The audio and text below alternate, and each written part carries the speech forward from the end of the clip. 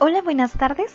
Yo voy a presentar el día de hoy los resultados de la preparación de mi pieza osteológica, la cual fue Glaucidium brasilianum.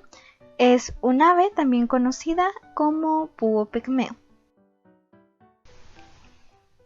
Este es el contenido del presente video, que será una descripción del organismo con especificaciones en cuanto a ciertas partes del esqueleto como el cráneo, el esqueleto axial, entre ellas las vértebras, costillas, esternón y epigostilo, y también el esqueleto apendicular, que serían sus patas. Tenemos la sección también de proceso de limpieza, donde se describirá cuáles fueron las etapas en las cuales yo decidí limpiar el esqueleto y con qué materiales. También la parte de esquematización, que es el resultado final de todos los huesos que contiene el esqueleto, y fotografías finales como la evidencia de los resultados de este proceso. El búho pigmeo, que se conoce como Glaucidium brasilianum, pertenece a la clase de aves, al orden Strigiformes, a la familia Strigidae y al género Glaucidium. Este organismo comparte muchas de las características con la clase de aves en general, como que el esqueleto es muy ligero y fuerte y está diseñado tanto para caminar como para volar. En los búhos específicamente, el esqueleto representa aproximadamente el 7 al 9% de su peso corporal total, y una característica que comparte con las aves es que muchos de los huesos se encuentran fusionados, por lo que los separan de los mamíferos, ¿verdad?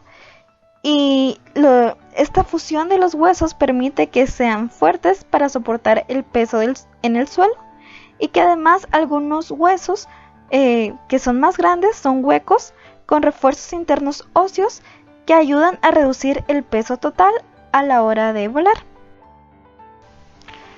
Otra característica que comparte con toda la clase de aves es que la caja craneana de las aves está muy dilatada y osificada, con un cerebro relativamente ensanchado. En las aves adultas, las suturas entre los huesos del cráneo se sueldan para obliterar los bordes identificables, y las aves carecen de dientes y de mandíbulas verdaderas.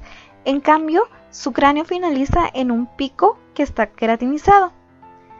Las aves tienen un cráneo diápsido, como en los reptiles, con una fosa prelagrimal. El cráneo tiene un solo condilo occipital. En cuanto al esqueleto axial, podemos ver que en todas las aves se reducen las costillas cervicales y se fusionan las vértebras, lo cual es una característica compartida por toda la clase. Específicamente del búho podemos observar una de sus características que lo diferencian, que es que puede girar su cabeza hasta 270 grados, y hay adaptaciones que permiten que el búho tenga esta capacidad. La primera es que tiene 14 vértebras en el cuello, las cuales son el doble que tienen los humanos. También los búhos solo tienen una articulación occipital con las vértebras cervicales. Su estructura muscular está organizada de tal manera que también permite este movimiento de 270 grados. La mayoría de las vértebras que se localizan en la parte media y posterior de la columna vertebral se encuentran fusionadas entre sí con la estructura pelviana.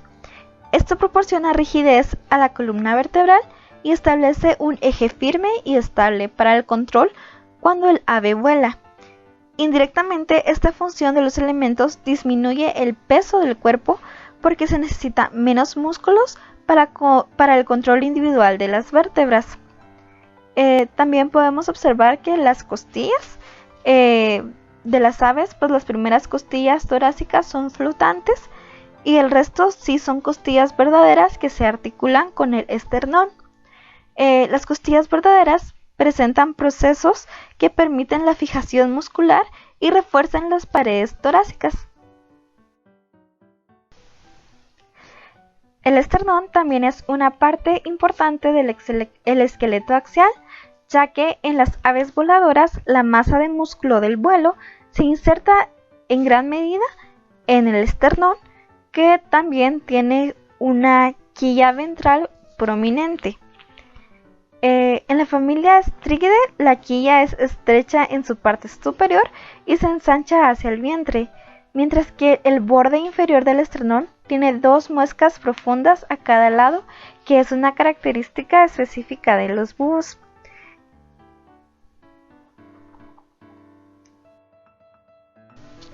En cuanto al esqueleto apendicular, podemos mencionar que los huesos del ala son relativamente largos en los búhos y el área de superficie del ala asociada es amplia, produciendo una baja carga del ala. Esto permite que cuando el ave vuele, despegue de manera fácil y sin esfuerzo, incluso cuando se transportan presas. Las patas de los búhos se clasifican como anisodáctilos. El anisodáctilo es la disposición más común de dígitos en las aves, con 3 dedos hacia adelante y 1 hacia atrás. Esto es común en los pájaros cazadores, como son los búhos. Los huesos del pie, o tarso o metatarso, son relativamente cortos y gruesos en los búhos, que lo más probable es que le ayuden cuando caza o transporta a su presa de manera eficiente. A continuación se explicará cómo fue el proceso de limpieza, al igual que los materiales utilizados, y también se explicará un poco de los inconvenientes o las partes problemáticas y algunos consejos o aportes que se lograron descubrir durante este proceso. El proceso de limpieza inició descongelando al animal, que llevaba aproximadamente 3 meses congelado, por lo cual se colocó un día entero en agua ambiente para dejar que el organismo pudiera descongelarse y poder tener una mejor manipulación.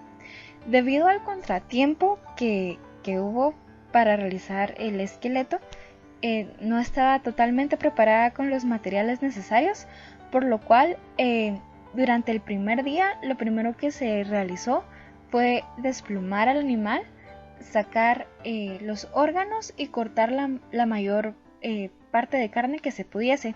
Se realizó utilizando un cuchillo de cocina y hago un paréntesis de que fue muy complicado poder realizarlo sin los elementos adecuados, ya que el manejo era más difícil y menos preciso, por lo que al finalizar el primer día todavía había mucha carne pegada al hueso y debido al poco manejo que se tuvo, no pude tomar las fotos de cómo resultó solo el esqueleto con la carne, pero después al finalizar todo el proceso de sacar los órganos, se puso al organismo en un recipiente cerrado con soda cáustica y agua para ayudar a la degeneración de la carne que aún quedaba pegado al hueso. Para el segundo día las observaciones cambiaron. Ya pude conseguir para trabajar tijeras de disección, un bisturí y también decidí utilizar bolsas de basura con olor que disminuía el olor a podrido del búho, y también utilizar mascarilla como protección y guantes para poder seguir trabajando al animal. Al finalizar el segundo día de trabajo, ya implementando el bisturí, se tuvo menor cantidad de carne en los huesos. Sin embargo, se hace el primer paréntesis de una de las dificultades, que fue que la soda cáustica gelatinizó la carne que se encontraba pegada al hueso, por lo que al momento de trabajar con el bisturí no era tan eficiente para cortar porque se resbalaba, y al ser gelatinosa podía quedarse pegada, y al secarse ya no tenía la misma facilidad de movimiento que cuando estaba hidratada, por lo que fue un poco problemático, pero esto se resolvió con varios días de trabajo. Otra de las dificultades fueron que la carne de las patas, a diferencia del resto del cuerpo, no se gelatinizó, por lo que se puso un poco más dura, por lo que costó también utilizar el bisturí para extraerlo, pero a diferencia de la carne gelatinosa fue más fácil. Otra de las dificultades fue que, como en aves tenemos la fusión de huesos en cuanto a la columna vertebral y el cráneo por el axis y el atlas, se dificultó más remover el cerebro, que era de mayor proporción en las aves, y que también pues no es que lo haya dificultado el proceso, sino que pues lo hizo menos placentero tener por más tiempo el olor del cerebro dentro del cráneo.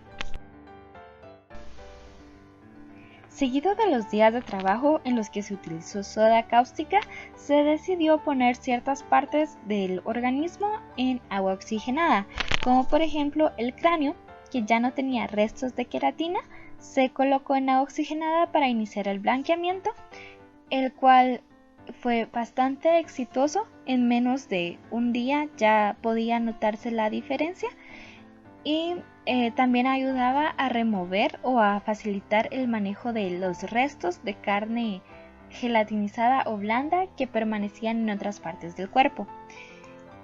Todas las partes del cuerpo se separaron en este momento en extremidades, en el esqueleto axial y en cráneo, y se colocaron en bolsas Ziploc para seguir controlando pues todos los huesos. Se puede observar en las fotografías.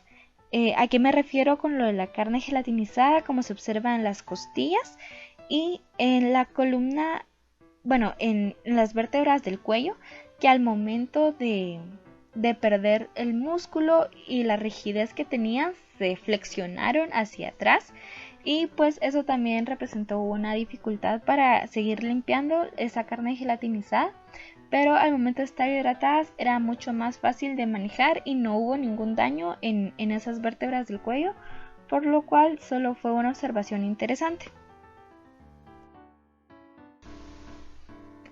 Cuando finalmente terminó el proceso de blanqueado en agua oxigenada para todas las extremidades y todos los huesos, se clasificaron en compartimientos en una caja de herramientas para tener un mejor control de las piezas al momento de armar el esqueleto. Los materiales que se utilizaron fueron cianocrilato y también bicarbonato en las piezas que necesitaban más soporte para poder sostener a la pieza final. Una observación interesante es que cuando terminó el proceso de blanqueado, algunos de los cartílagos en las extremidades, como en las alas o en las patas, todavía tenían esa textura gelatinosa que al secarse funcionaba como un pegamento. Entonces de esa manera fue mucho más fácil poder ubicar las piezas y pegarlas sin tanta dificultad, porque ya tenían pues una textura rígida por el cartílago restante que no se podía remover con el bisturí, pero no lo suficiente como para afectar la calidad de las piezas del esqueleto. A continuación solo se mostrará brevemente la esquematización del esqueleto del ave terminada, junto con todos los huesos identificados que pues posteriormente fueron también identificados en los huesos de la pieza osteológica, y también se observa la etiqueta de la colección correspondiente a esta ave.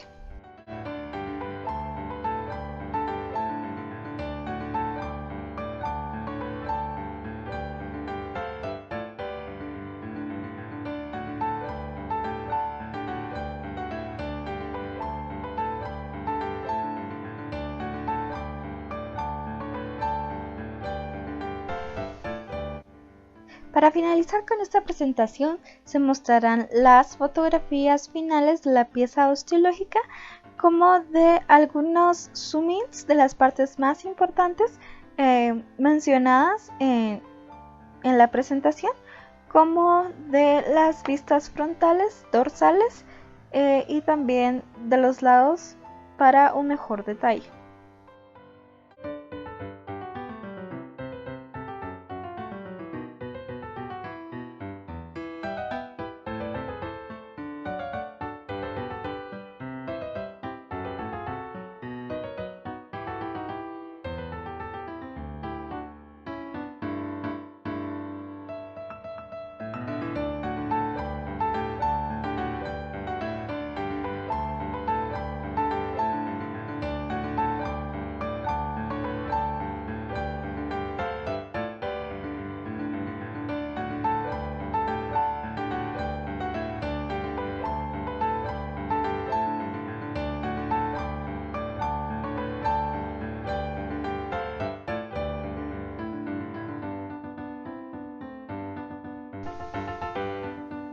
Muchas gracias por la atención y se recomienda durante este tiempo de cuarentena permanecer en casa. Muchas gracias.